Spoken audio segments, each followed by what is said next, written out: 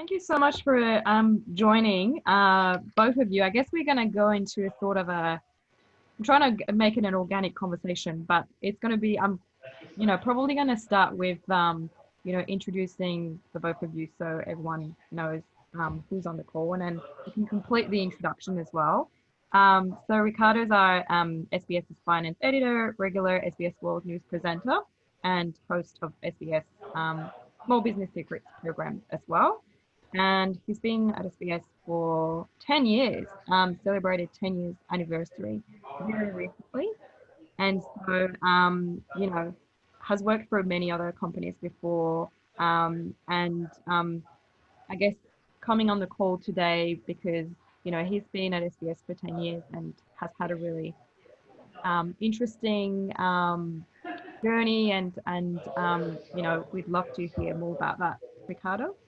And then Dino is Director of Student Employability at the University of Queensland, and they're responsible for developing and coordinating the strategic direction, framework and services that assist students to become game-changing graduates.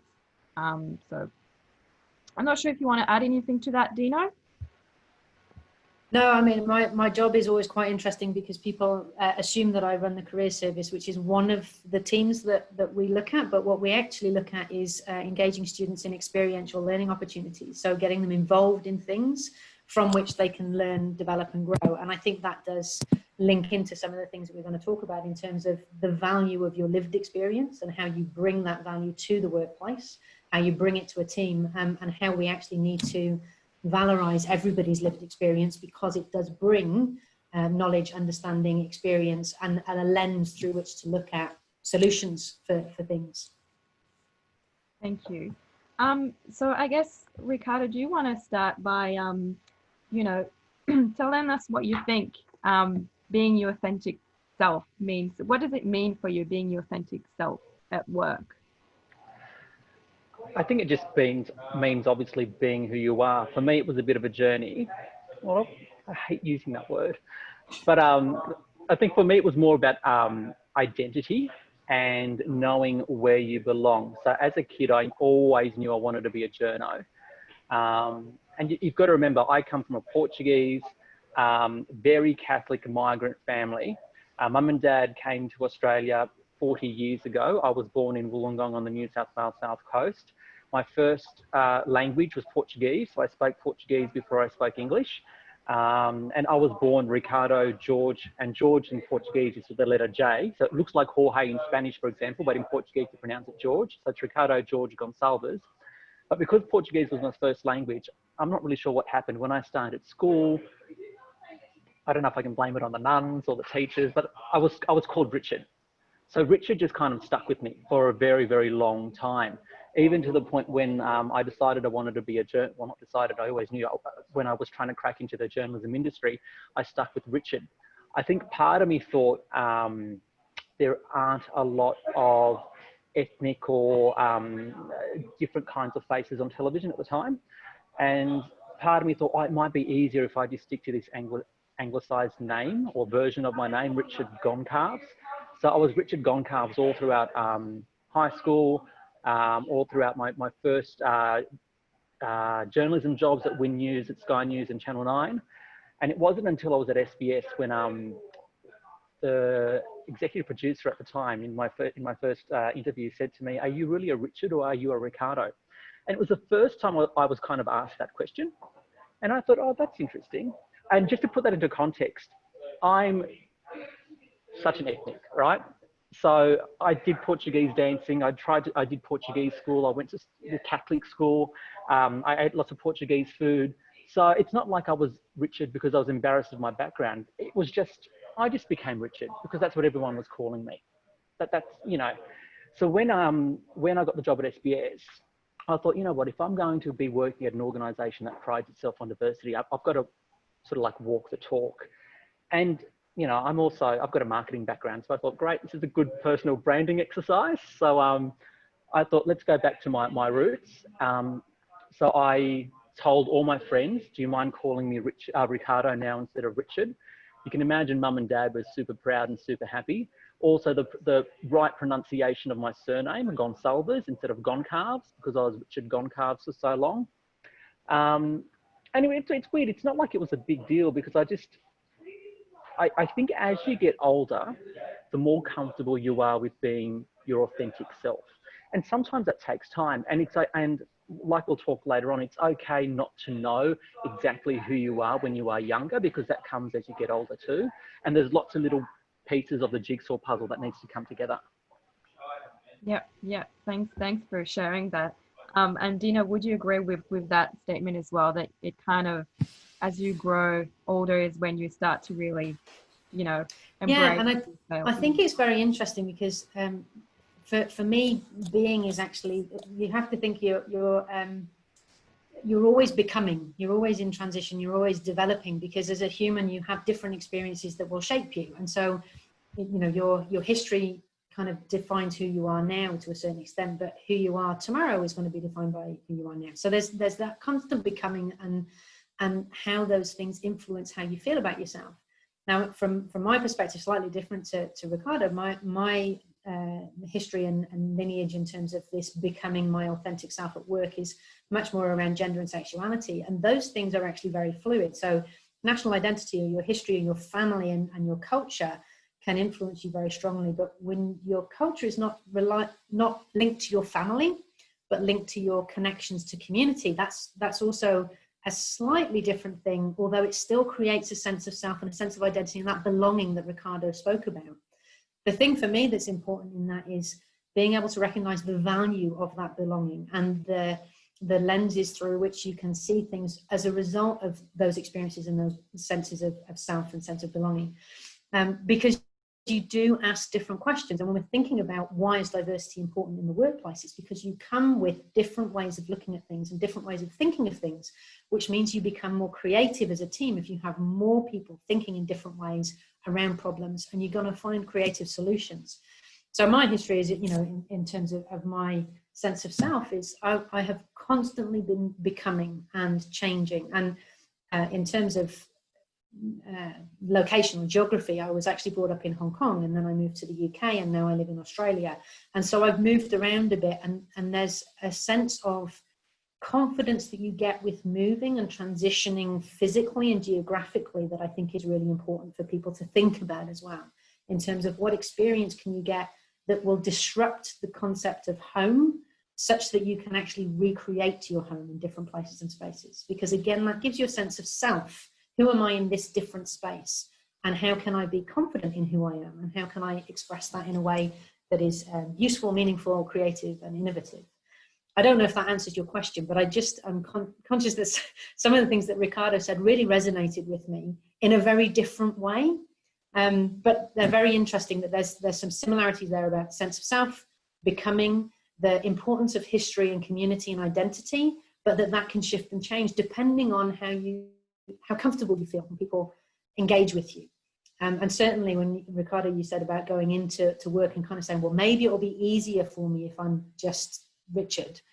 And I think there's a lot of LGBTI people who, when they're at university, they're very out and proud, and then they go into a workplace and go, maybe it'll be easier for me if I'm quiet, if I don't mention this part of myself. And that becomes quite tiring. And I don't know, so that's a very complex area we can maybe unpack, but I don't know for you, Ricardo, whether actually you found, you said like it wasn't something that you were actively doing, you just became Richard and so that was it.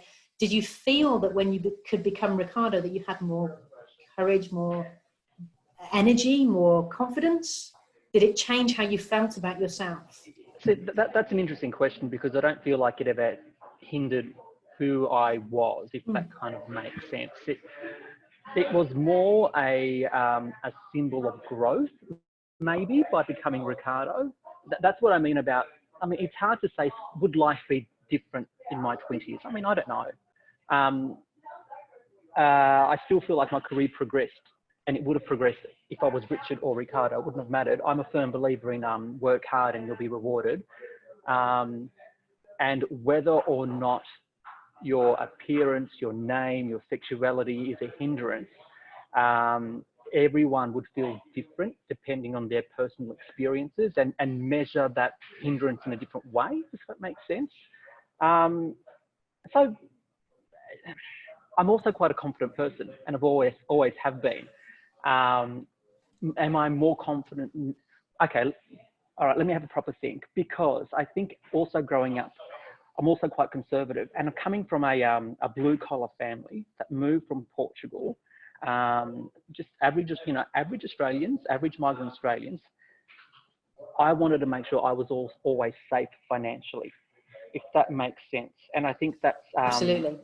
Also similar to people who are coming out, or a gay or lesbian coming out into the environment. They want to make sure that they are safe in the workplace, but also safe financially, right?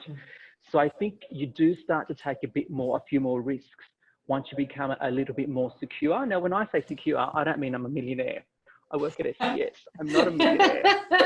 But what I mean is that you just become a bit more financially secure, so you can take a few more risks and just say, well, you know what, this is who I am. Kind of take it or leave it, because I'm getting too old to play someone that I'm not. However, in saying that, I never really felt like I was playing someone else. Yeah, I know. I think you're absolutely right. And thinking about so young alum, or recent graduates coming into the workplace, those groups that SBS have become really important to provide that kind of confidence and security for people who might not. Like you said, financial security becomes incredibly important, especially for the LGBTI community, because there is always the fear that you might lose the support of your family. And that's happening less and less, which is great, but there is a fear of you need to be confident and safe on your own. And as you said, coming from a blue collar background, as I did as well, you're like, well, I could have my house taken away from me at any point, and I need to know that I can earn money. And you don't get that confidence in yourself until you've been in the workforce for a while, where you go, actually, yeah, I'm good at this. I can do this. So I'm okay. And so those parts about you that you think maybe that's dangerous, or maybe being open in this moment might not be the best thing for me to do, because I just want people to see the work that I do first and then me second. Having those groups where you can talk to people who are, like I'm old now, I'm one of those people they come to say, I've just started working somewhere. What did you do 20 years ago when you started this? I'm like, okay, yeah, okay. But being able to talk to people in those groups where you can identify and say, okay, how do I navigate and negotiate? But then we also have a responsibility as those people who've been through that to create those spaces for people. And that creation of a safe environment is everybody's role. And I think having those groups within SBS where you say, we're going to create an environment that recognizes the importance of making sure that multicultural diversity is recognized as valuable. And that gives a certain strength to a cohort of people who see themselves. And as Joshua was saying, those groups are not only for those people, they're for everyone, but they recognize that there are things that we can do to make people feel safer. So if you are a person with a disability and you can see that there's a group there that's supportive and thinking through how do we make sure that this environment is inclusive, then you kind of feel a bit more confident about saying, oh, well, yes, actually, I may have a disability that is one that you can't see. And so there are things that I would like to be able to assure myself of and be confident about having that psychological safety is the way that we kind of phrase it in the university. But it's also that fine balance between, I mean, I'm still learning. I'm always learning. I'm not perfect, right? I'm always learning. I find that very difficult to believe, Ricardo. But just because I felt comfortable doesn't mean other people do. And it's easy to fall into this trap of thinking, well, you know what, I had a rough time in my 20s because it's the media. It's just the way it is. Well, just because I was kind of able to deal with any challenges, right, whatever that might have been, it doesn't necessarily mean someone else may have, if that makes sense. Well, it doesn't necessarily mean that they should, or that it would, the way that you could deal with it, somebody else could deal with it. Yeah. So it's about removing those kind of barriers and saying, hey, come and be yourself, because you've got something valuable to offer. You've got your experience and your view and your ideas. And then, if we take the business line, as we know, having a diverse workforce helps the bottom line, because you're essentially reflecting the community. The community wants to see themselves reflected, whether it be in advertising, whether it be in an organisation on a company board, whether it be on television because it's something that they can aspire to or realize that they're being represented.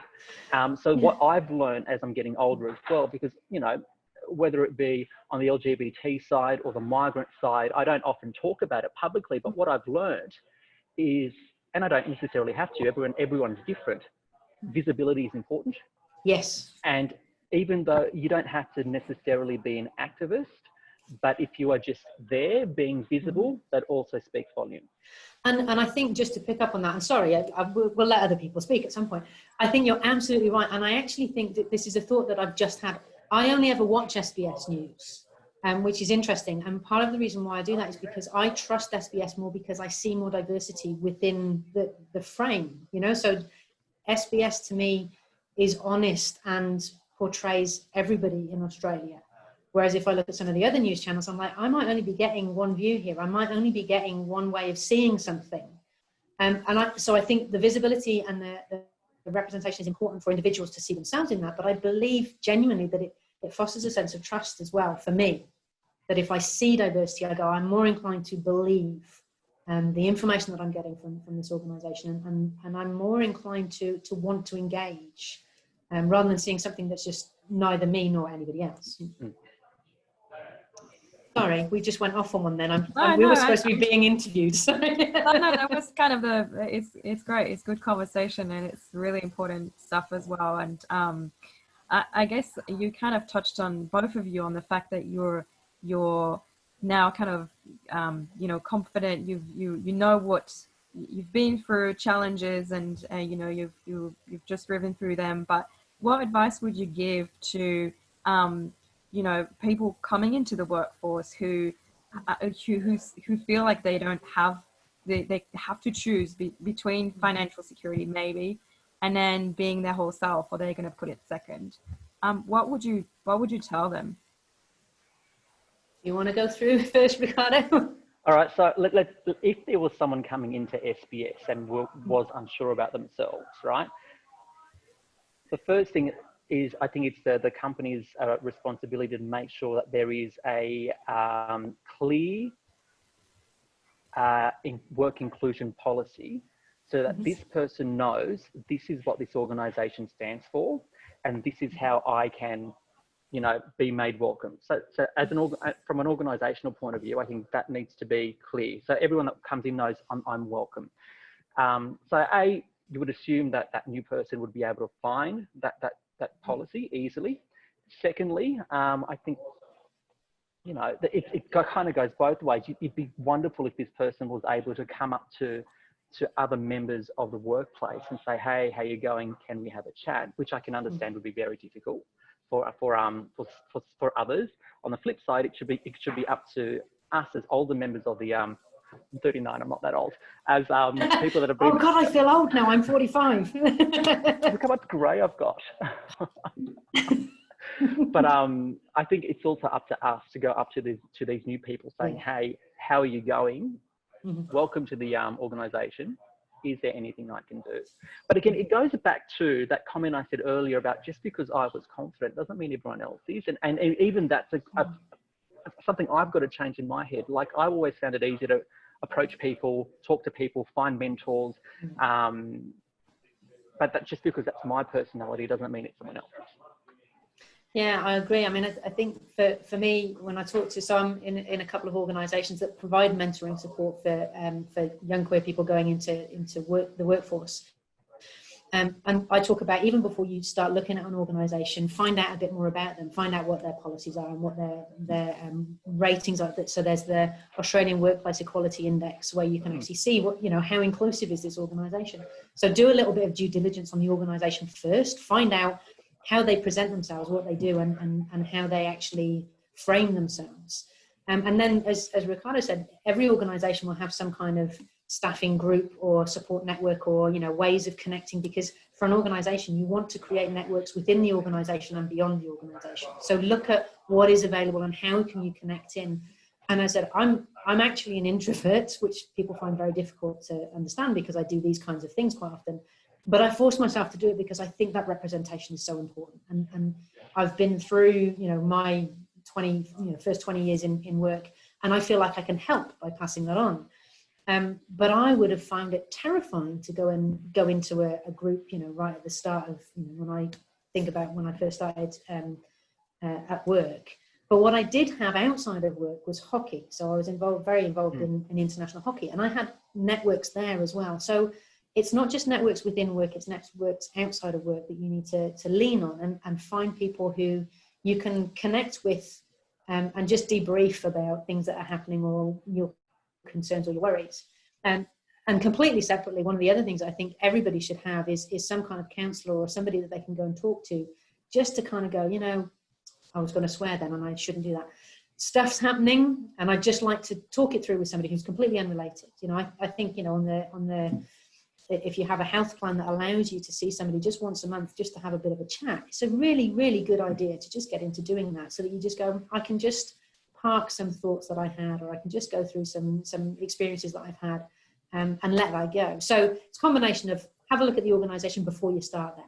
How do they set themselves up? What do they say are their values? What kind of policies do they have in place? And what kind of networks have they got within the organisation? Then what are your networks outside the organisation to support yourself? How do you connect with your community, whatever your community is? And how can you lean on those people for support? And then beyond that, actually put your own mask on first and think about, what do I need to be for me to be safe? And maybe that is having, you know, an aunt to talk to, or, you know, a counsellor, or I don't know, to go in boxing, whatever it is that you do to keep yourself safe. And think about those kind of layers. Dino, I think you made a really good point about the external, because I think there's also that balance between the responsibilities of an organisation, because while it's important to bring your whole self to work, you shouldn't necessarily bring your home to work or your personal life to work. And it's also knowing those distinctions too. And that's been very interesting, actually. So I work at, obviously, university during COVID, because obviously we were all working from home for a period of time, and that became quite difficult to make sure that you kept those boundaries very clear. That, you know, if you're working from home, but you're at home, but your work, how do you keep those things separate? And that can be quite challenging as well. So I think that there's probably been a lot more conversations about how to keep yourself safe, keep your home separate from work, where are the boundaries, because of what we've all been through at the moment. Thanks both. I guess I know there's a few people on the call. I don't know if anyone has any questions as well. I just give the opportunity for people to ask questions, and feel free to unmute yourself, because you can all do that if you want to.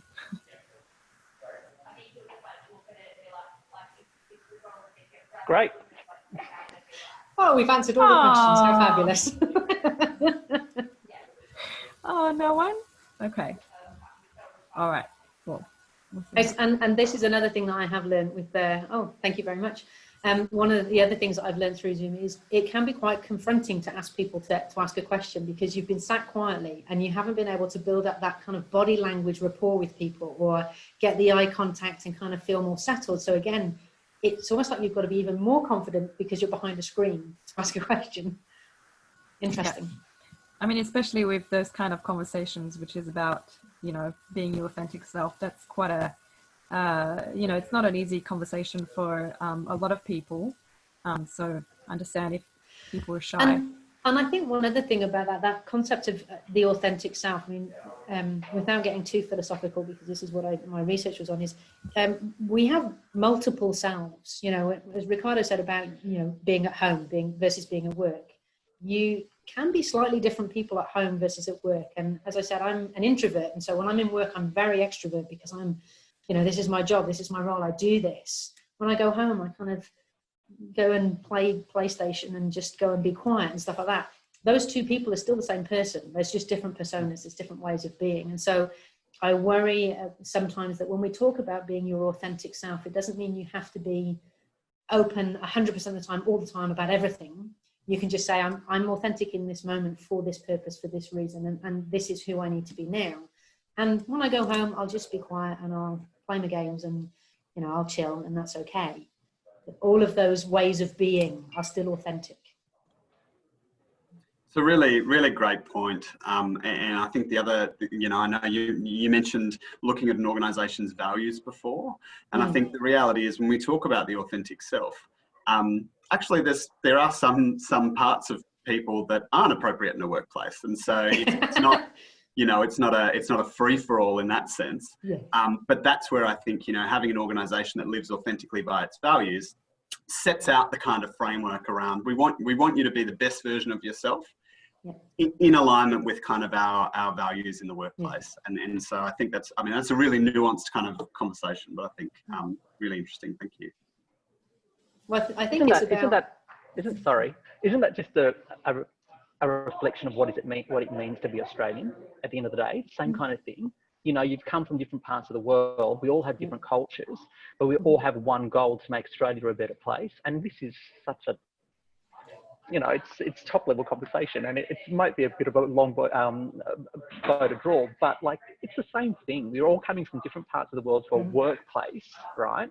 We all feel differently, but we've got the one goal of making the organisation we work for a better place.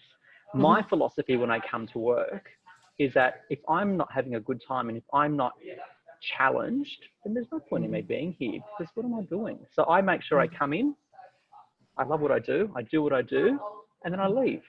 I still take work home with me because that's the person I am. But that's just, you know, that's a person. But you know what I'm trying to say? So it's culturally and workplace, it all has very similarities.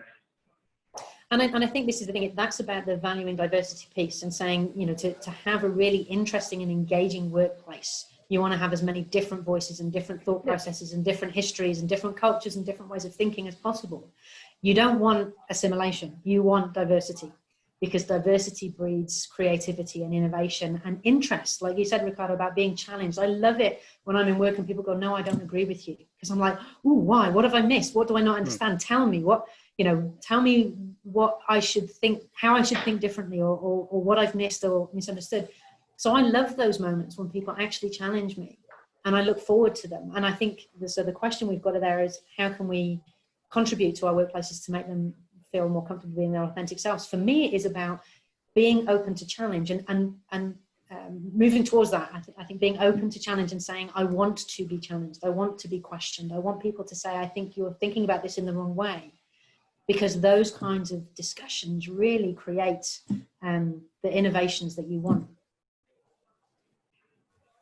Yeah, no, I would agree with that. And I guess just to add a bit of a personal touch as well, but I come from, like, I had different challenges of being my authentic self. It's a bit similar to Ricardo, but English is my second language and I'm French. And so I had a lot of challenges in a workplace trying to fit in and pretending sometimes in my previous workplace before I came to SBS that I just understood everything, and then I just could, you know, I could just crack on and I didn't have to ask questions. And I think that working at SBS has taught me that it's okay to ask questions and say that you're a bit lost, or that you just don't understand something, or that you'll feel disconnected from something. And if you're lucky enough to have, you know, people around you who would say, yeah, sure, like, you know, let's do it again, or let me give you more context or whatever. And I think that, you know, to answer Chris's question as well, is, you know, how you can contribute is,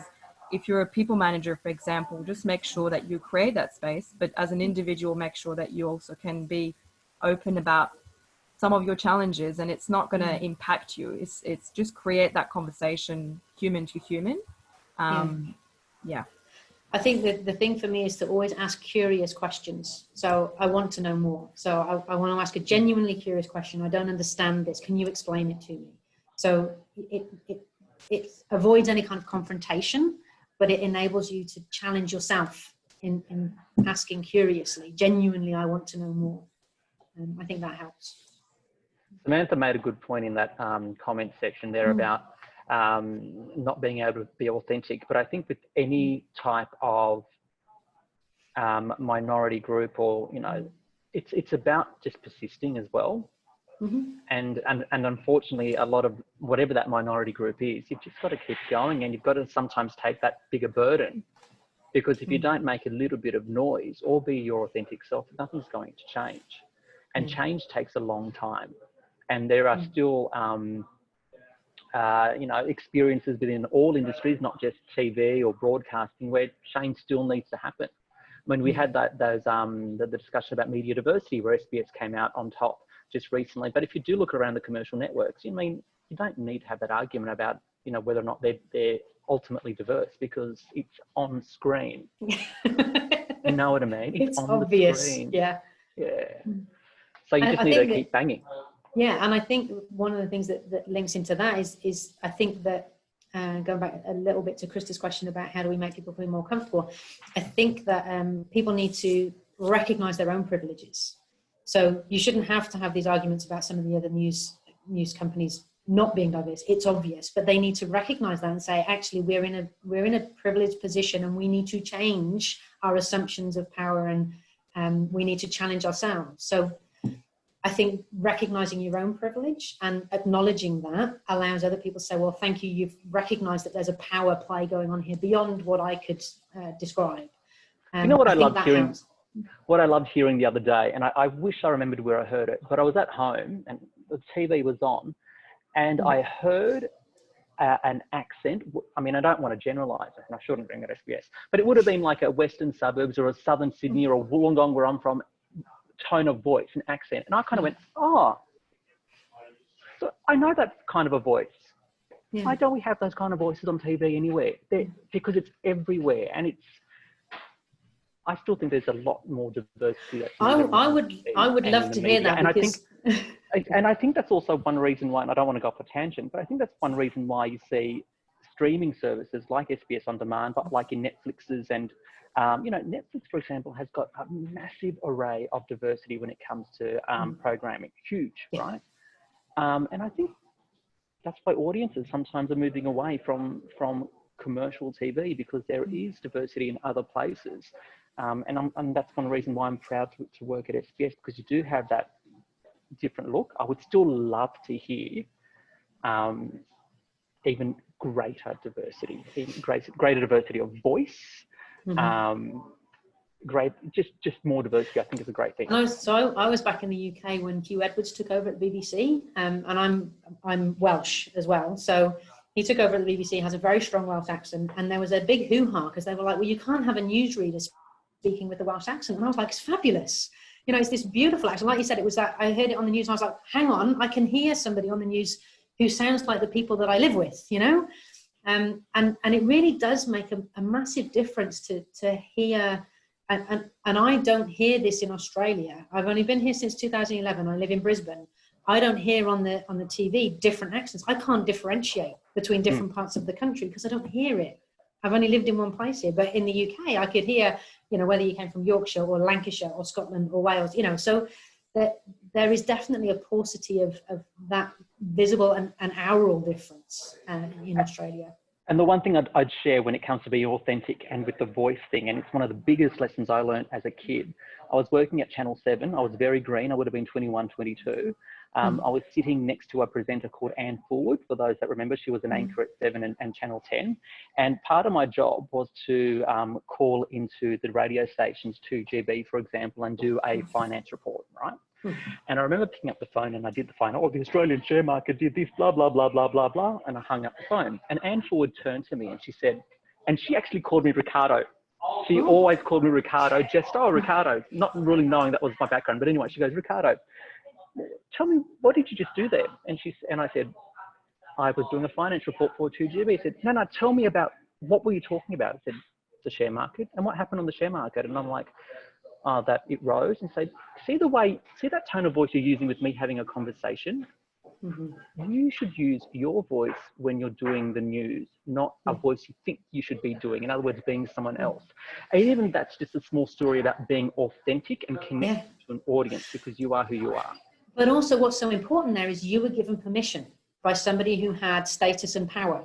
True. So they were saying, I'll tell you that this is something that you should do. I'll tell you that you can be yourself because it's a good thing. So that, that the organization needs to create that environment, and we as members of that, we are the organization. We need to create that kind of space and place where we say, be yourself, because being you is good. We've got another question. Oh, that's one for Ricardo. I can't answer that. So the question, Ricardo, is I'm curious to know, what do you think is the main obstacle that hinders diverse representation in television and broadcast? It's my argument is that it's the same main obstacles in any organisation. It's the history, the power, the money behind leadership. It. You know? Yeah. And it's leadership. It comes from the top down. And that's the thing. And yes, it does come from the top down. Leadership is within all of us. Just to very true. Correct. That's a very good point. That's a very good point. In the same way, Anne Forward, for example, she wasn't the CEO, but she was enough of a leader to tell me this is okay. Absolutely. But I think the thing is that the behaviours of the senior executive, whoever they are, really, really matter. So their behaviours, and I think, Ricardo, you said it at the beginning about walking the walk. The senior leadership team that you have in any organisation needs to be behaviourally demonstrate the ways that they want the rest of the organisation to be. And I think that's incredibly difficult to challenge if you're in an organisation that's not there, but that doesn't mean you shouldn't. It's a bit like, you're responsible for your actions and your inactions. So if you see something that you don't like, you do something about it. And if you want an environment to change, you actually have to be the change that you want to see in the world, to use the trite phrase. But it is about taking ownership and action for yourself. But you can't underestimate the importance of being given permission. And if you are in a position of power or authority and you can give people permission to be themselves, then you absolutely have to do that. If I can add as well, I mean, I think one of the things for me that stands out, and I was listening to a conversation a couple of weeks ago, and I can't remember what program it was on. It may have been Q&A, I can't recall, where there was an inference around diversity on screen that made reference to advertising revenue. And the idea and the inference was that diverse faces on screen don't attract the viewership which advertisers will put money behind. And I think that's a fallacy statement, because I mean, we have an incredibly successful media sales team. Ricardo is in fact sitting within that media sales office right now. They're incredibly successful. It's ours now. It's the newsrooms now. Well, I know. That's why there's no one there. What I was going to say though is I think that's a fallacy, and I think that our media sales team who are in that space every day have kind of two tasks. One is obviously earning advertising revenue for the organisations that we can invest back into content, and the other is acting as advocates within the commercial sphere for why diversity sells and why audiences are flocking to diverse storytelling, because it's getting boring. Aren't we tired of the same old stories that we see over and over again? And audience behaviour is reflecting that. And I think people are craving more diverse perspectives and different stories. And if anyone hasn't seen the Nike advert that they've done, where they've spliced, that it kind of splices between, but it's absolutely amazing. And so all of the sports brands get this. All of the sports brands now are saying, we have the most diverse customer base in the world, and we need to recognize that. And the goosebumps that you get when you watch that advert, just Google it, Nike's most latest advert, it's just amazing. It's really, really well edited. Like, whoever the editor for that, if that was me, I'd be like, mic drop, that's it, I don't ever have to do anything again. But it's really good. And they do say that, here is the diversity of sport. And the point about that is sport is empowering. Sport empowers you to feel confident in yourself, to be engaged in a community, to be engaged in a sense of achievement. Whatever level that is. I mean, I could go off on one about sport forever, but I think you are right, Joshua, that there has been a sea change, I think, over the last couple of years in terms of the revenue from advertising and the importance of diversity within that. So I think that's a significant shift that we're seeing there, which is great, really great. Thank you. Thanks, everyone. I'm just conscious of time, and I think we could talk about this all day. I definitely could. I'm sorry. So I'm just conscious that you may have to go on with your days. So unless there's any final questions, maybe, or anything in the chat box. No. Oh, thank you. No, thank you. Well, I just love. All I want to say is I just love seeing diversity on TV, right? Because And I'm talking about TV in general because this is the area I work in. And I always like to give examples. And so just another example of something that I thought, wow, this is fantastic. I don't normally see this. There was during Easter last year, David Kosh used to be my boss when I was a kid. So that's why I occasionally watch Sunrise, right? But his position was being filled by Basil Zempilis. I think that's pronunciation of his surname. And he's, I'm pretty sure he's Greek Orthodox, because he was talking on camera, right, during Sunrise about celebrating Easter and cracking their red Easter eggs. And I'm like, that's a Greek Orthodox or a general Orthodox thing to do. I've got Orthodox mates and family. You know, my sister-in-law is Orthodox, and I'm thinking, we're talking about something familiar. And just that small little conversation just made a difference, if you know what I mean. It got my attention. So seeing that sort of stuff on TV and just talking about it, it's a big deal. Yeah. Nice words to end the conversation. All right. Well, I guess thank you so much, everyone, for coming in. Thanks so much, Ricardo, for joining, and Dino. Much appreciate for a really inspiring and great conversation. And, you know, see you next time. See you on screen, Ricardo. SBS World News, 6:30 tonight. I'm filling in for Janice Peterson. Well, see you then. I'll see you. You won't see me. Bye. Bye. So, Ryana, do you want to jump in and introduce yourself so that everyone knows who you are and what you do? Yeah, of course. Thanks, Anne, and apologies for being a little bit late. All in the nature of a day in news. So my name's Ryana Collins. I am a Palawa woman from the southeast corner of Tasmania, from a place called Eaglehawk Neck. I work in the Indigenous News and Current Affairs team at NITV. So we produce a lot of content, news every day. We've got The Point on a Thursday night, our flagship news and current affairs program. We've got NOLA on a Friday, our half an hour Indigenous news and current affairs you need to know of the week. We have the iconic Living Black as part of our slate, and of course all of the online articles and social videos that you see. If you don't already follow NITV online, you should. We tell all the Black news you need to know every day, and we have a team of Indigenous journalists based around the country that tell those stories. So that's a bit of who we are.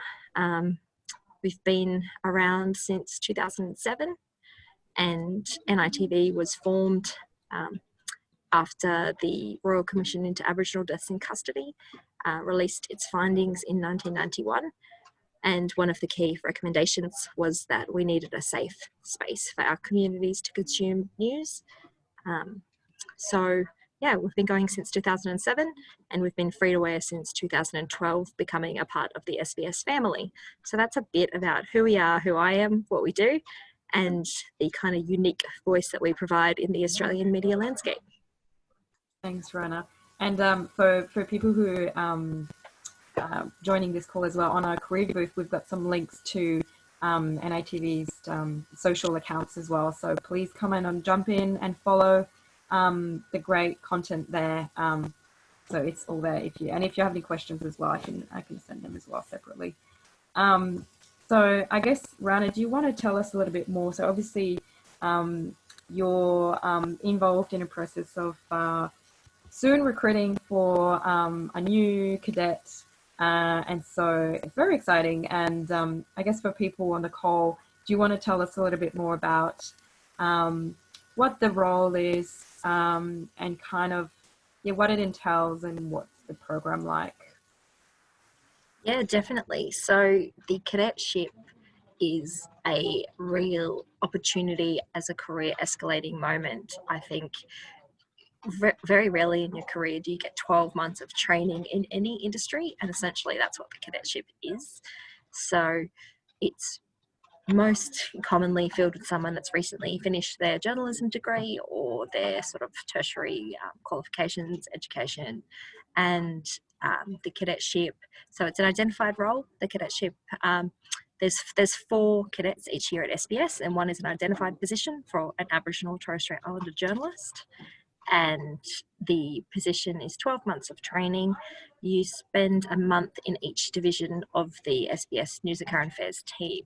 So you spend a month with NITV, working across our slate of programs and platforms, and you spend a month at every other News and Current Affairs team. So from Insight to Dateline to SBS World News, and the digital team. It's this year's been a little bit tricky with COVID-19 impacting the way that we've been able to deliver the cadetship, but it's, you know, we have each journalist go to the bureaus across SBS, so you spend some time in the Canberra bureau doing a politics round. You also get to go to Melbourne, and but the cadetship is based in our Sydney bureau.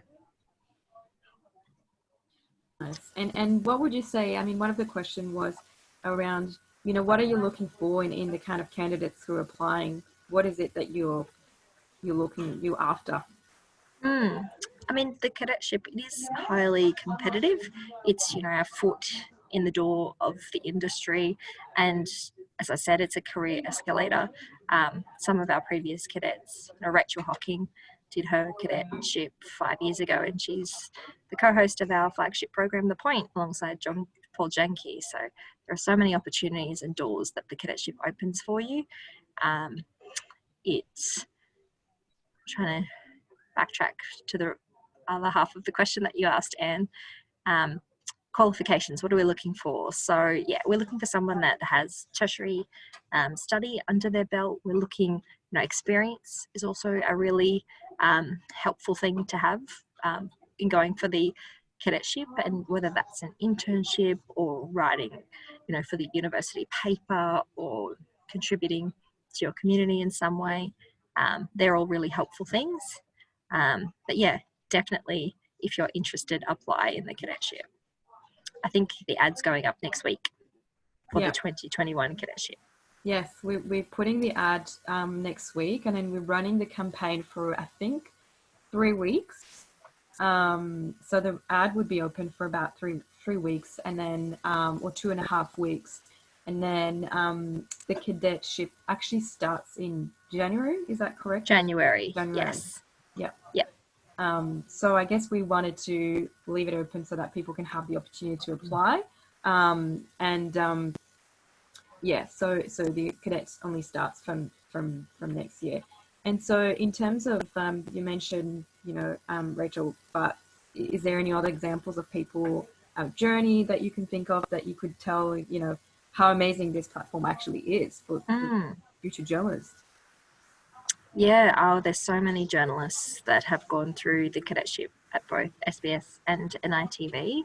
I can speak most confidently about the cadets that have gone through NITV.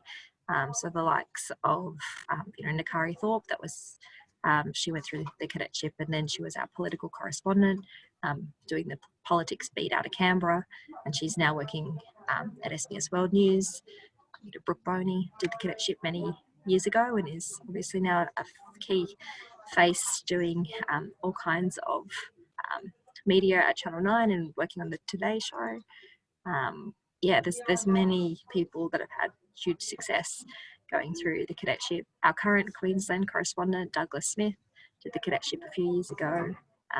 Yeah, it's a real platform for developing your skills and then progressing your career in journalism. And yeah, I mean, our Ella Archibald Bin did the cadetship. She's now working at ABC's 7:30 program. So yeah, our kind of the caliber of journalists that you can be after having that dedicated 12 months of training to just really refine your skill set, it's invaluable.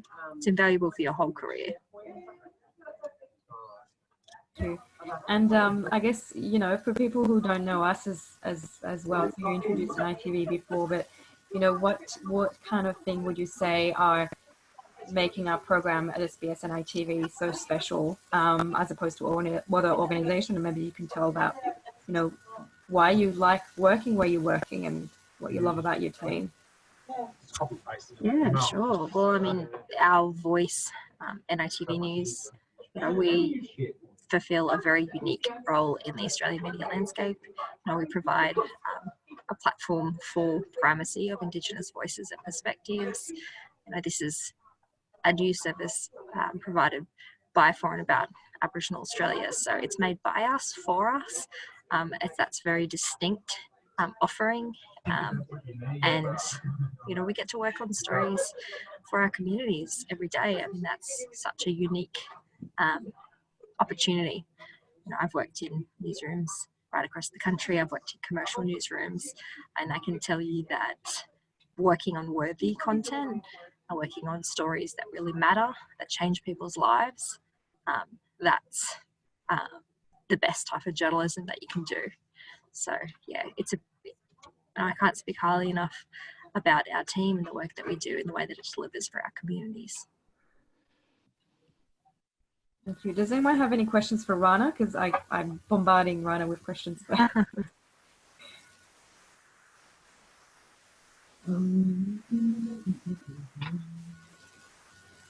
Nope. I think everyone's just in the listening mode.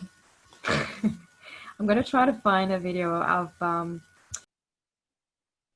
I've got the video ready, but I had a few technical challenges trying to play it. So let me try again.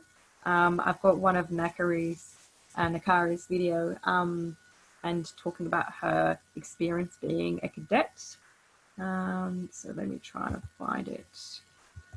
Here we go. I'll share my screen.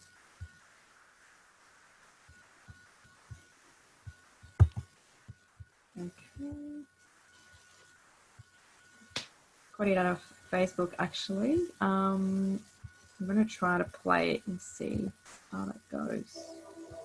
Oh no, why is it so? Oh, hang on. There you go. Is there any sound coming out or? A little bit. A little bit.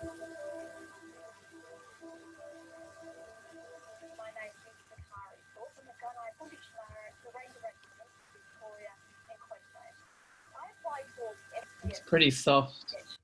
Is it soft? I don't think I can. We can share the links after, Anne. Yeah, I think I can share the link. It's probably a better thing to do. And it's also on the Facebook NITV page, so that will be a good this way. You can hear it a bit. You can hear it a bit.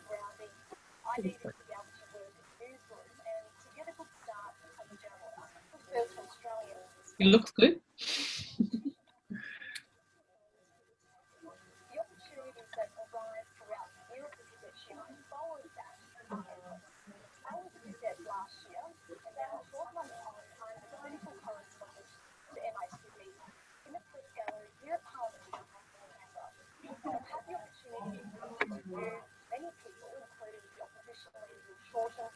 And of course, our Indigenous colleagues. I get to travel our beautiful country, places like Uluru, and just recently I travelled up to New Country in northeast Queensland for the annual Garden Festival. But most importantly for me, I get to tell the stories of our mob and give voice to issues that are rarely given voice to. But it's not all politics. I love the opportunity when I get to go out, listen to communities, and tell their stories of success that make all that hard work worthwhile. The skills you get, the people you meet, and the experience you gain makes you valuable. And the mob at NITV are just like family.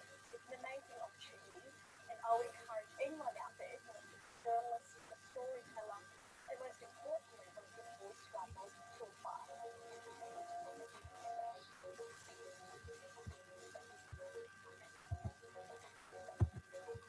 All right. Okay. But again, this applies right across Victoria. If you've got symptoms, sorry. Please come forward. Sorry, my Facebook page just continued. So that was Nakari, who is now political correspondent. Someone commented, so inspiring to hear what SBS is doing for Indigenous communities and getting the stories out. Yes, and that's thanks for the amazing NITV team as well and the work that they do. Rana, is there any advice that you would want to give to maybe young, you know, or graduates who just, you know, or even non-graduate who just want to get into journalism, and kind of, where do you start? Like, what do you do to kind of get your first experience out there? And do you have any advice to give? Yeah, look, any foot in the door that you can get is a huge support and help in terms of building your career. So just put out as many feelers as you possibly can. You know, volunteer. I know it's really hard when you've got to balance, you know, your life and your work and your study and everything that you've got going on, but write as much as you possibly can. Writing is the most important skill as a journo. If you can write, you can deliver to every platform, but it also supports in terms of your packages, your features, your articles, everything that you do. That's really the core, the crux of the role. And if you volunteer for your local paper, volunteer for your university paper, start a blog, whatever you have to do to kind of get your get something out there, and to really start working on getting some experience under your belt. I mean, that's really the most useful thing I think that I could give in terms of advice. Yeah, and if you've got someone that you know in the industry, don't be ashamed. Ask them if they can give you any support. Sometimes it is who you know as well to get your first break. And how did you? Yeah. Sorry. Oh, I was going to say, how did you personally start into journalism?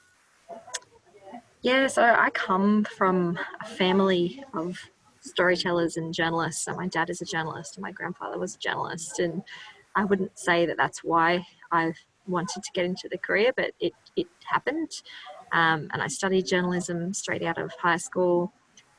Prior to that, I was writing in my high school paper and volunteered all the way through uni, and was lucky to sort of get my first break at the Weather Channel, where I was given a full-time role. That's when we were 24/7 sort of news service. And then I think the rest is history. Once you get your foot in the door, you'll always, be asked. You'll create some connections and relationships, and you'll move from place to place. Experience is really crucial and key. You'll learn a lot while you're at uni, and you'll learn a lot while you're at school, but having some professional industry experience, no matter where that is a huge advantage.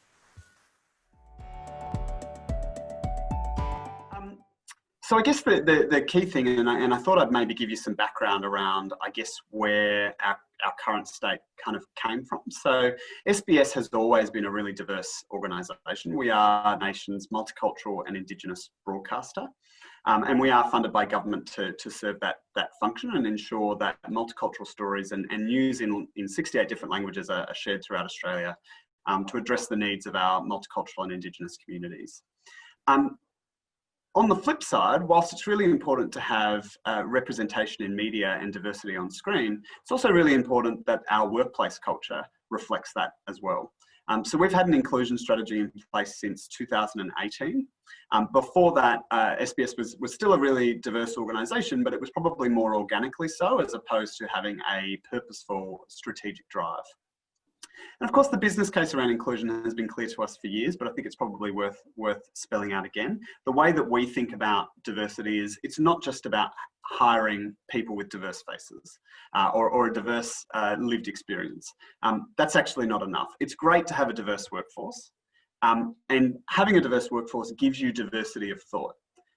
The problem is if you have a workplace culture where people don't feel like they can actually express themselves, and if anyone was around earlier for some of the earlier conversations that we had, I think they highlighted the importance of being able to bring your authentic self to work, in the sense that you feel that you can share ideas, thoughts and opinions that maybe the people around you disagree with.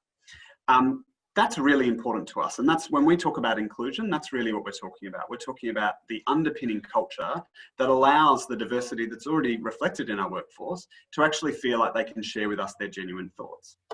And so by combining those two things, by having diversity of thought and by having a culture that actually allows people to speak up and to actually share their ideas, those two things combined are what really give SBS a strategic advantage. And we do view it as a commercial and a strategic imperative. Diversity is not a nice to have. It's not a tick box exercise for us. It's not about legislative obligations and requirements, although of course those are important. For us, it is a genuine belief that diverse perspectives and respect for diverse lived experiences actually makes our business better.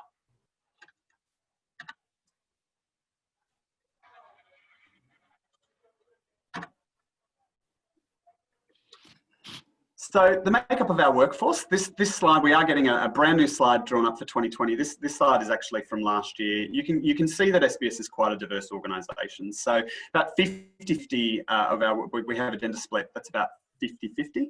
Actually at the moment, I think it's 52% of our workforce are women. When we look at our top 100 leaders, actually this stat has remained the same. 53% of our top 100 leaders are women and 40% men. Our executive committee is now 55% women, 45% men. And if you look at the state of some of the ASX boards and executive committees, unfortunately, it's kind of a sobering moment to look at gender diversity across the board. But certainly at SBS, we have that reflected. About 14-15% of our staff identify as members of the LGBTI community. 4% identify as Aboriginal or Torres Strait Islander people. And that 2.2% identifying as having a disability is actually a stat that came from 2018. We ran a survey and 2.2% of our staff told us that they had a disability. We've done a lot of work in the disability space to create an inclusive environment for people who have a disability. A couple of months ago, we asked that question again. And 4% of staff told us that they had a disability, and an additional 5.9% told us that, look, they didn't really like the term disability, but they otherwise had a chronic condition that required adjustments in the workplace. It's quite a dramatic turnaround in 2 years to go from 2.2% to nearly 10%. 51% of our team speak a language other than English, and 44% were actually born overseas. So you may or may not know SBS runs language programs in 68 different languages. Some of those languages, to be perfectly honest, before I worked for SBS, I'd never heard of, which maybe spoke to my own ignorance of the world's languages.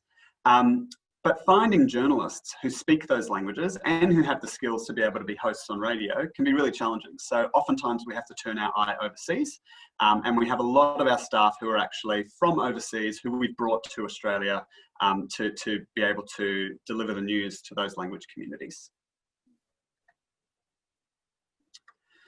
So where did our journey really start? Well, look, it started with a kind of set of principles that we agreed upon, and this is them. So we agreed that our organisational values will be real and lived. We didn't want to have organisational values that lived on posters that are on the back of a toilet door that said things like respect and inclusion, those kind of motherhood statements that don't really mean much. We wanted to get really granular with our values and say, actually, if we're going to have organisational values, we need to make sure that we're authentic about it, that they reflect the culture of our workforce, and that they're infused into everything we do. We also need to make sure that our communities feel inspired. I mean, we make media for Australia. We don't do that in an isolated bubble. And so we need to make sure that we're reaching out into diverse communities, into Indigenous communities, and making sure that they are feeling informed, inspired, educated, entertained, and uplifted by the content that we deliver. Our employee experiences will be amazing. So I said earlier, that is kind of the mandate of our team, is to make sure that when employees come and join SBS, that the product matches the packaging, that actually when we do these presentations and we talk about how amazing it is, that new staff who join us go, actually, I agree with you, my experience was amazing. And of course, our leaders need to be invested in our cultural journey as well. I don't think that the role of leadership can be understated. And vice versa, we need to be invested in them. We need to be helping our leaders to grow and to grow inclusively and lead their teams inclusively. And finally, we want to make sure that our employer brand, when we go out to market, when we're talking about our job ads, that the things that people are saying about us are consistent with what they say about our content brand.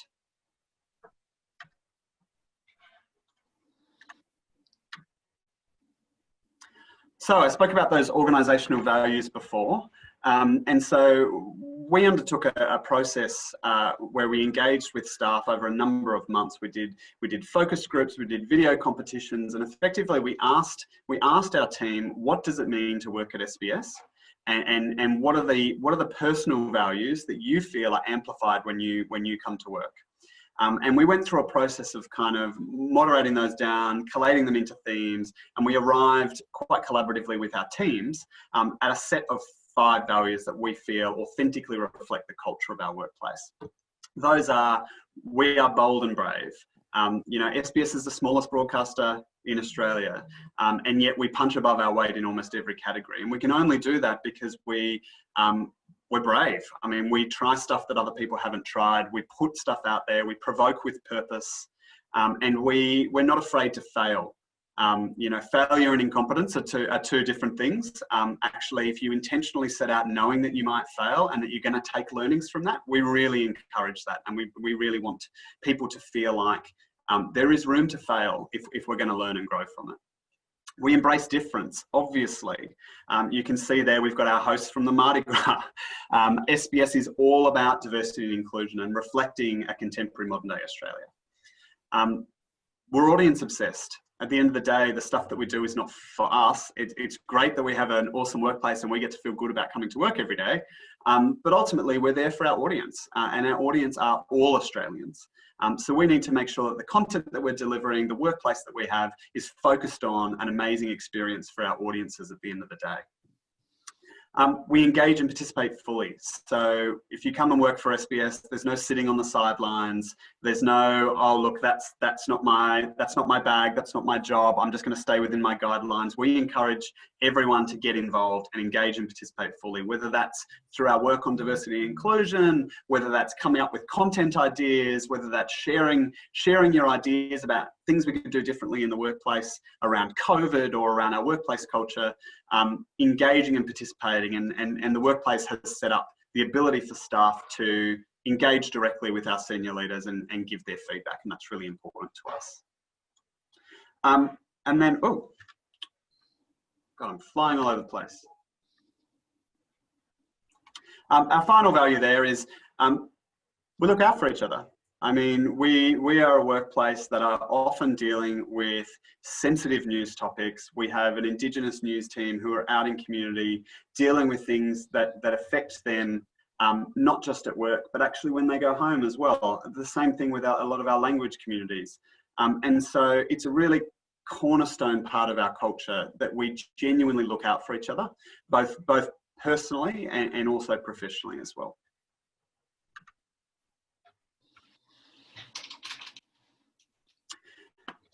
So I talked a little bit about inspiring our communities, and SBS does a number of things in terms of government and community stakeholders, in terms of work that we do outside of just putting TV shows or radio shows to air. So Ryana, who was here earlier, if you're in the earlier session, spoke about our Indigenous Cadetship program, which is really about amplifying and building talent pipelines for Indigenous journalists. To ensure that we are authentically telling Indigenous stories through our news and current affairs content, as well as through our digital content and other, you know, it's not just about serious, hard-hitting news stories, it's also about entertainment and ensuring that we are reflecting the community back to themselves.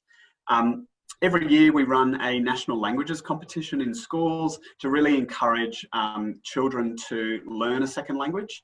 We're all about multilingualism, and we want all Australians to feel the joy of knowing a second language. We run an internship program with the Australian Film and Television Radio School, which looks to provide internship opportunities to students who come from underrepresented backgrounds. Our Diversity Escalator programs are this really awesome initiative that we do with screen agencies. So there's different screen agencies in each state, and we work with them to actually boost the careers of people from underrepresented backgrounds in the production sector. And we do that by encouraging screen agencies and production teams to actually promote people into positions that might be a little bit risky, i.e. they might not have previously considered promoting that person. And what SBS actually does is we fund the salary difference. We effectively say, look, we want you to give people with diverse backgrounds a shot, and we're willing to put our money where our mouth is, so that you don't take the risk, we take the risk, because it's incredibly important that the diverse faces are not only on screen, but also behind screen. Look, I won't run through the whole laundry list. There's a number of things there. The SBS Inclusion Program is a commercial product that we have designed based on our partnerships with organisations and based off our own learnings and our own journey around how to build inclusive workplaces. And we actually sell that to other organisations as a full training package. And the Sbs Foundation is basically our charity arm. So we do a lot of corporate social responsibility work, and we partner with organisations to support them, not necessarily in terms of money donations, but in terms of things like airtime, free advertising, things like that, where we can support organisations that align really nicely with us in terms of a more diverse and inclusive Australia.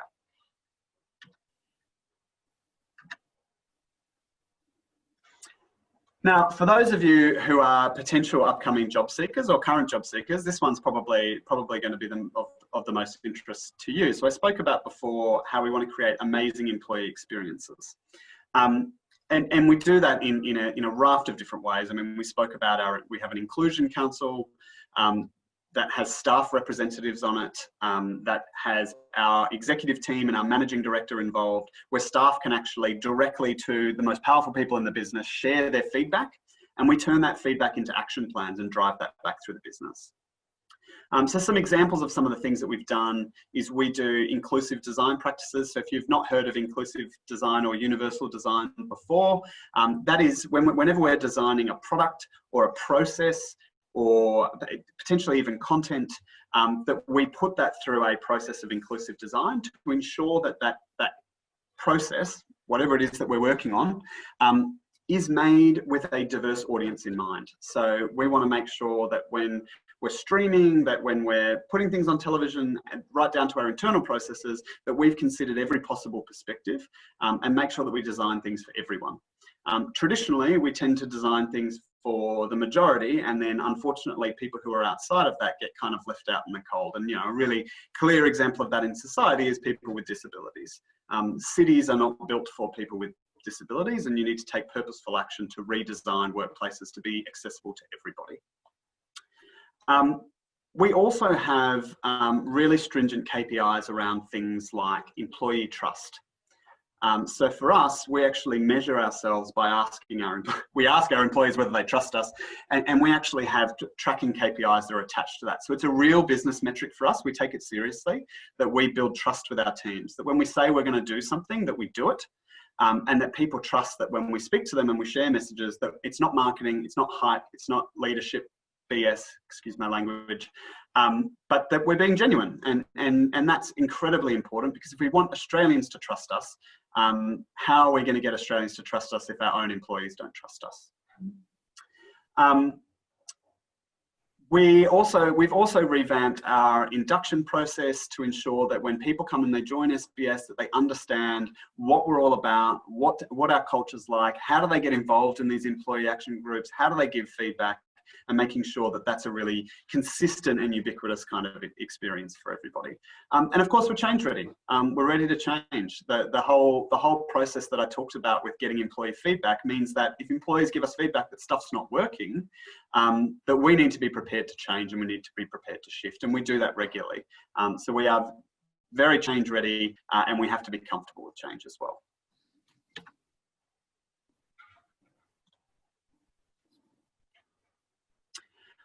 So leadership, again, I said earlier that leadership was really important, and it absolutely is. I mean, we invest in our leaders in a number of ways.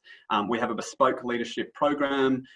We cross-reference that program to ensure that the employees who are put through that program come from a kind of diversity, a wide array of different backgrounds. We make sure that we are considerate of things like gender, and ensuring that we are providing opportunities to all our leaders. We also measure our leaders on a set of behaviours that we call leadership behaviours. So if you work at SBS, every year we will ask you 25 questions, and they all start with my manager. So my manager does X, Y, Z, and you get to either agree or disagree with those statements. And our leaders are actually tracked and KPI'd on their team's responses to those things.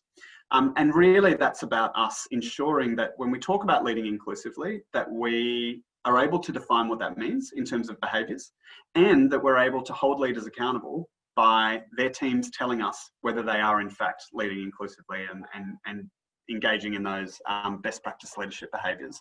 So it's a two-way street. Our leaders don't hold all the power in our business. Employees have an opportunity to give feedback to their leaders as well. And I think that reciprocal feedback is incredibly important part of our culture. We also focus on vulnerability. If you were here for Ricardo and Dino's presentation earlier, one of the things that we were talking about was if you come from a underrepresented background, then oftentimes you may feel like actually it's a bit harder for you to have to kind of push through things. For us, it's really important that if you don't come from a diverse background, there's a sense of discomfort perhaps that I'm going to say the wrong thing or I'm going to do the wrong thing, and so I'm just not going to say anything. And I think that's the worst, that's possibly the worst thing of all. So what we really encourage is vulnerability from all our team members, and the ability to be able to give and receive feedback in a really constructive way.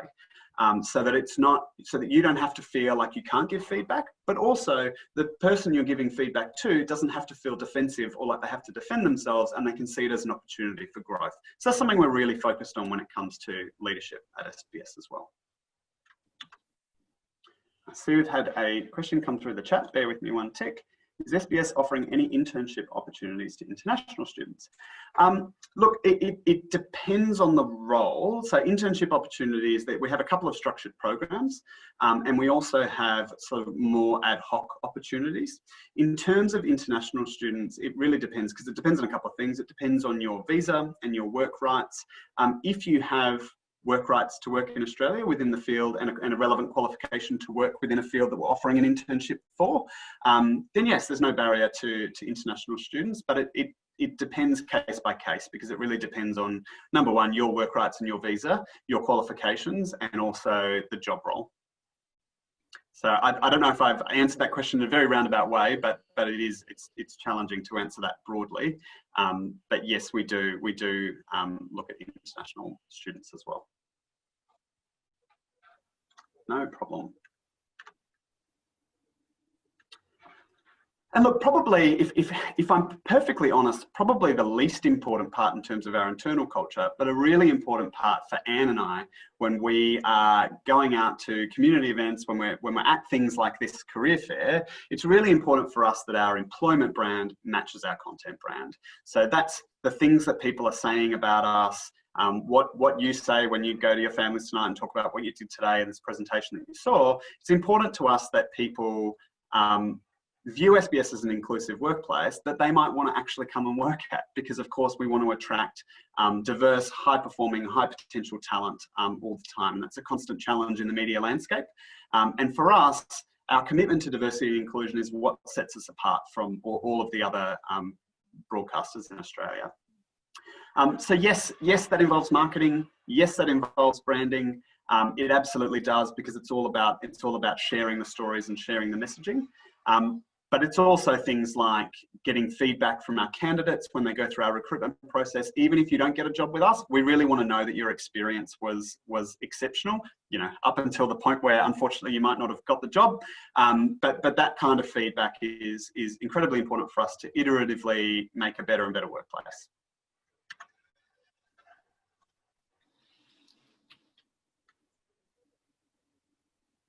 So some of the lessons that we've learned over the last few years since we formally launched our inclusion strategy, I think the first one is not to underestimate the human instinct to form tribes. And we've really addressed this.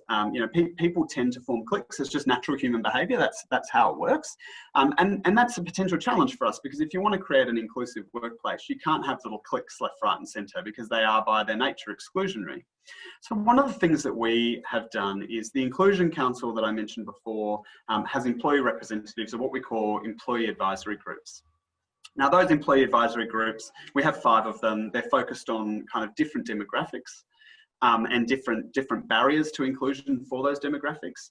But we have in place a set of principles that says that all of those groups have to be inherently inclusive by ensuring their membership is made up of a diverse group of people. So we have a Pride and Allies committee, and they are made up of members of the LGBTI community, but also allies who don't identify as LGBTI, because it's a different perspective that's really valuable to have.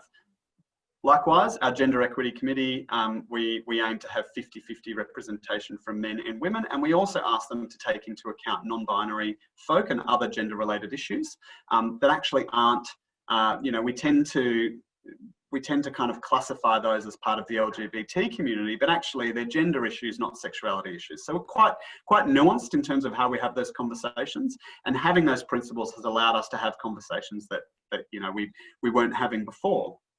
Our Gender Equity Committee, since, you know, making sure that they had 50-50 representation of men, started having great conversations about men as carers.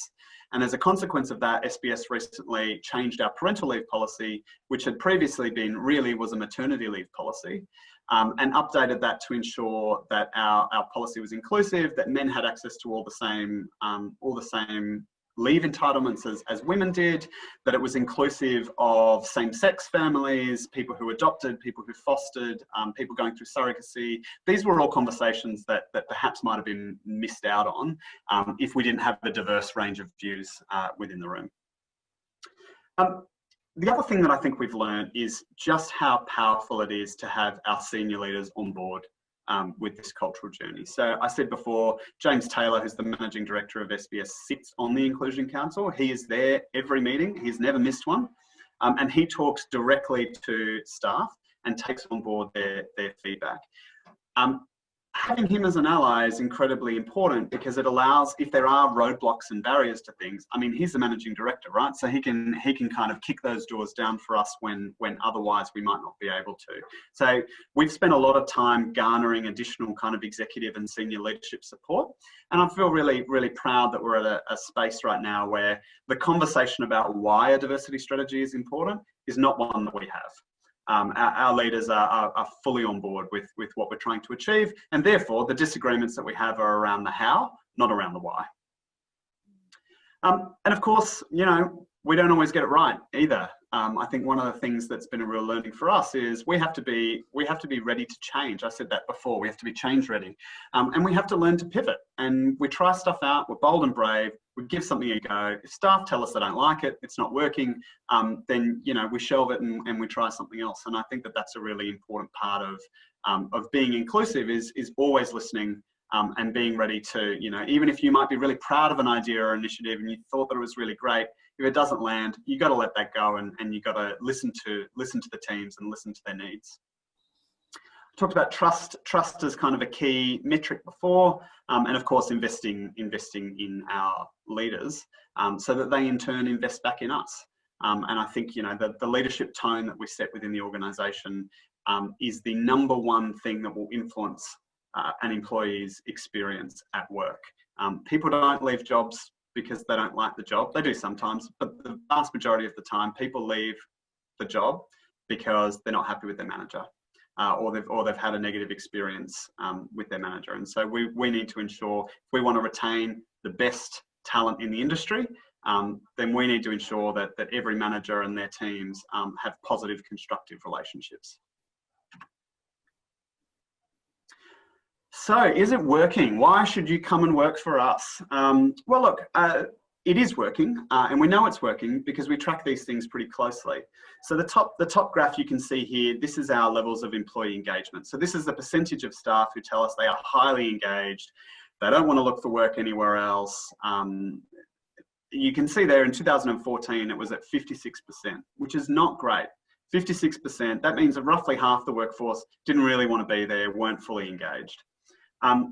We started, well, obviously the inclusion strategy came about in 2018, but we started the pre-work of that strategy back in 2016. And you can see there the growth in employee engagement from 56% in 2014 to 83% in 2020. And our targets keep pushing that higher and higher. We're not done yet. So clearly you can see, based on our employees' feedback, that cultural journey is working. And in the diversity and inclusion space, we only started measuring this in 2017. This is around employee sentiment that they feel that they belong within their team and at SBS.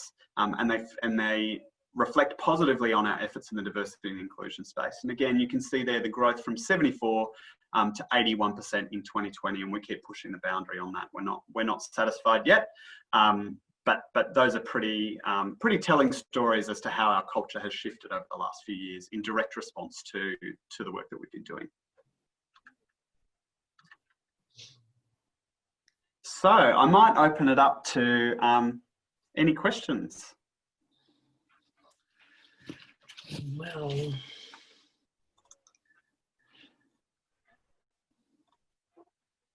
there's a lot of good information. I need a bit of time to digest it. No, that's okay. It's hard to be put on the spot, especially when it's a small group as well. You feel like there's a bit of a spotlight on you, so that's totally fine. Yes. What time is it? Is anyone on the call currently a student that's looking to graduate this year, or is otherwise a job seeker? I'm looking around.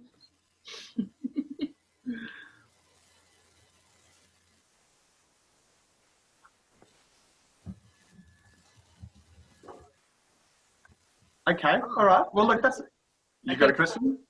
Go for it. How long have you been at SBS for? So I've been at SBS for just over 4 years now. Okay. Yeah. So it's and I've had a couple of different roles at SBS. I've had the opportunity to kind of move around a little bit, but it's not like a workplace that I've worked at before. And I think coming into it, I have learnt so much from our teams and from their communities. And as I said before, we work every day alongside people who are speaking different languages, who are telling these incredible stories, and they have access to these incredible stories that you don't hear elsewhere.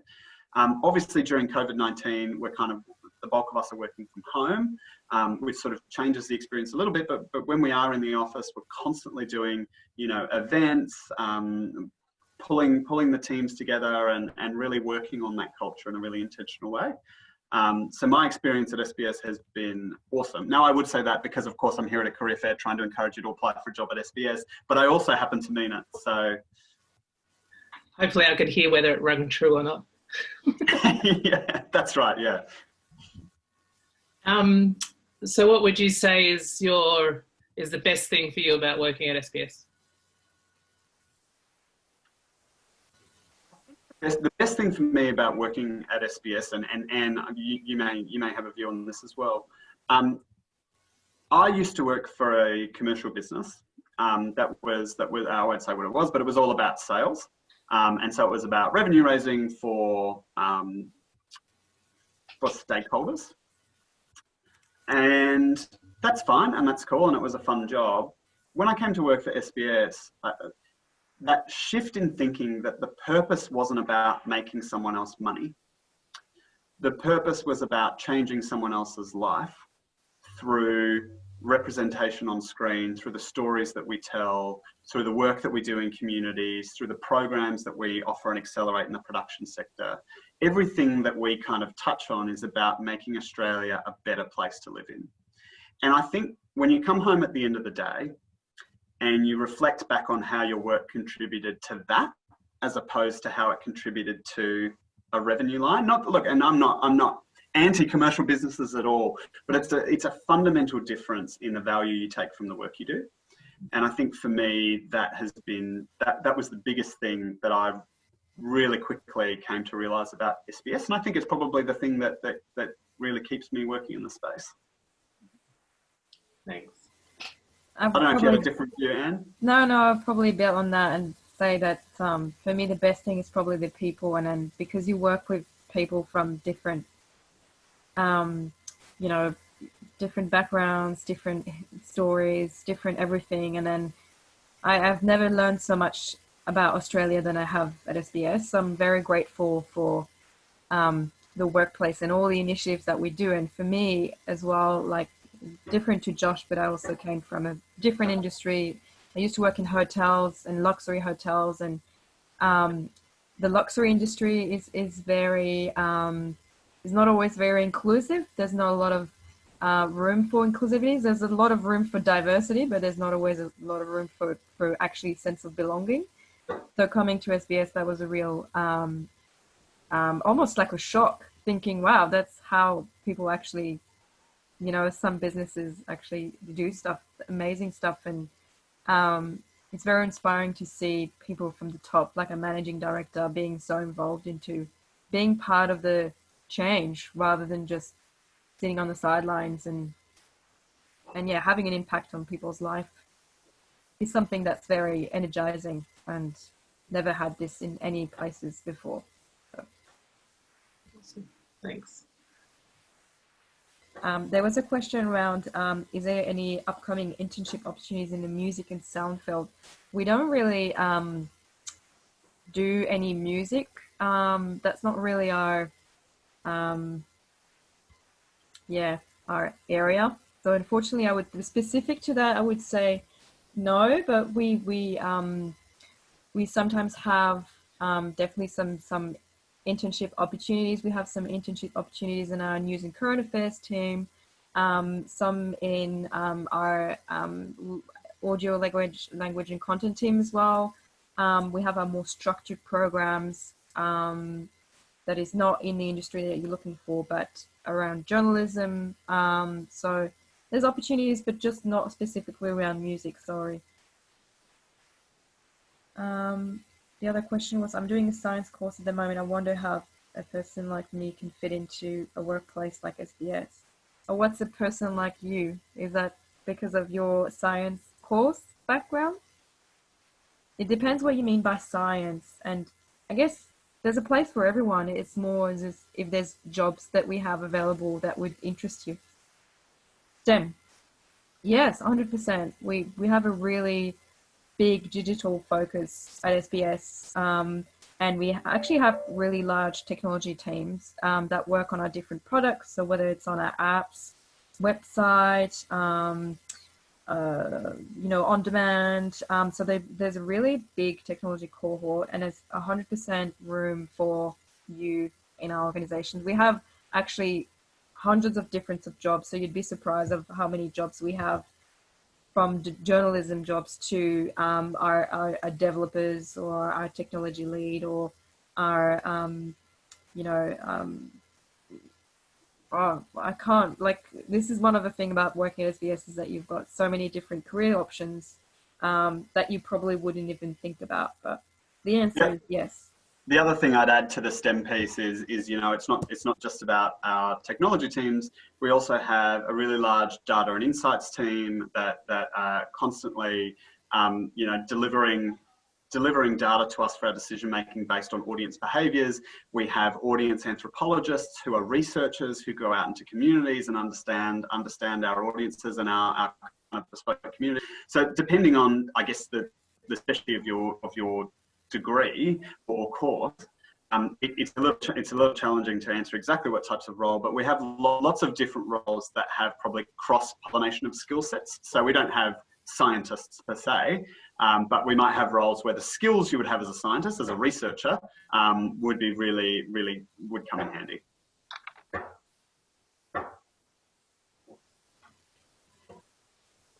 Any other questions? Yes, Bridget.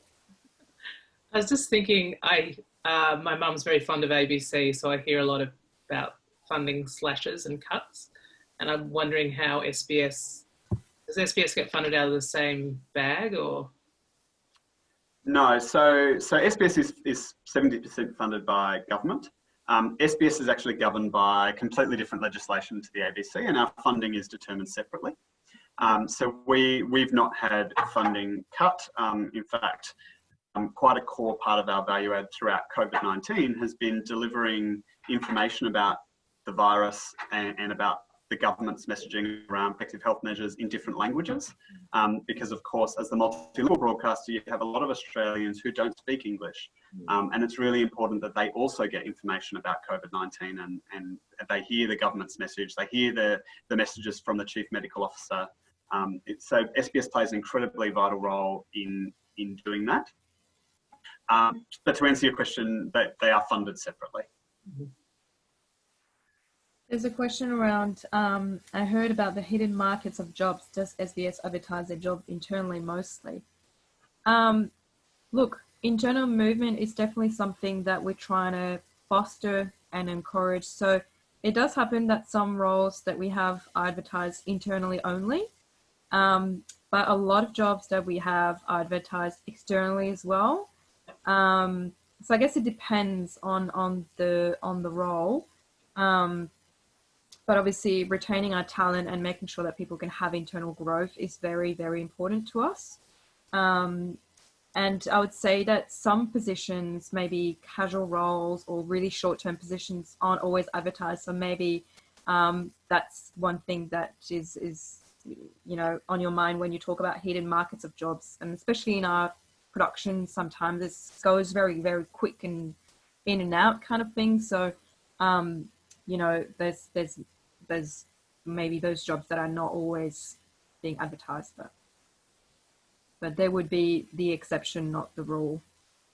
Yeah, it's also, I'll just add to that as well, that, the context of COVID-19 is probably fairly important when it comes to our job activity. I mean, if you jump on the careers website, you'll see SBS, we've got a number of jobs going at the moment, but the virus has kind of impacted on people's perhaps willingness to leave a job that they're in at the moment and create a vacancy. So there is kind of context around that. But look, we do have a number of jobs that are on the go all the time. So if you do sign up to job alerts or you check back on our careers page, you will see that there is always jobs going. It's just a matter of whether it's the right job for you.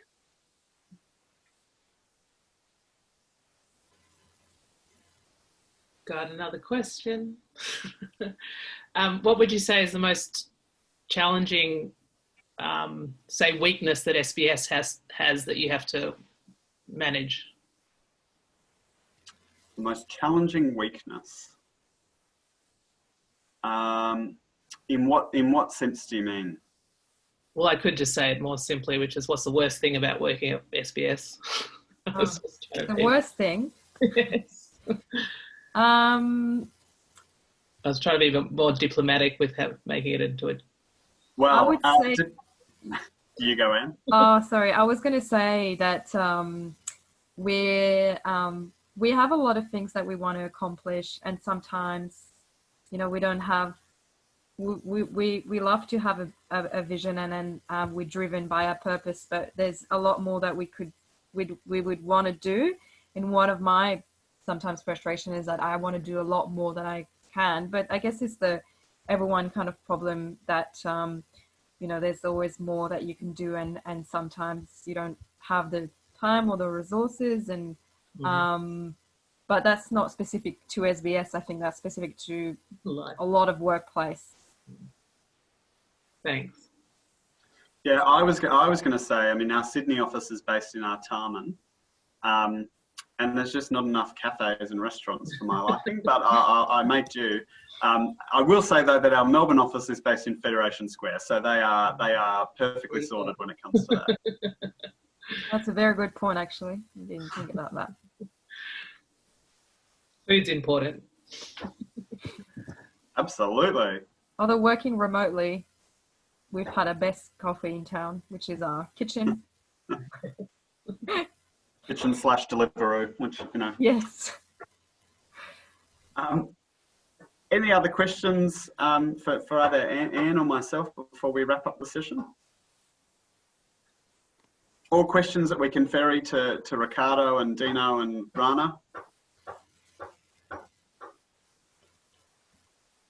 I just want to say as well that we'll be sending some links as well through our the liaison we have with the University of Queensland, whether it's around how you contact us, how you find jobs, information about a cadetship coming up in next week. So we'll start advertising from Monday. So there's some stuff going on, and then we'll just make sure that we share that. There's also a few links of videos that failed because of our technology poor knowledge. So apologies for that. But we can direct you to our social platform, which have all of our very cool videos and stuff. And I encourage you to follow us on LinkedIn and on social as well, whether it's SBS or NITV. We have some really great stuff out there, and so you can just keep up to date to what's coming up and what we're working on. Great. All right. Thanks, everyone. Yeah, thank you. It was fun. Thank you for your time.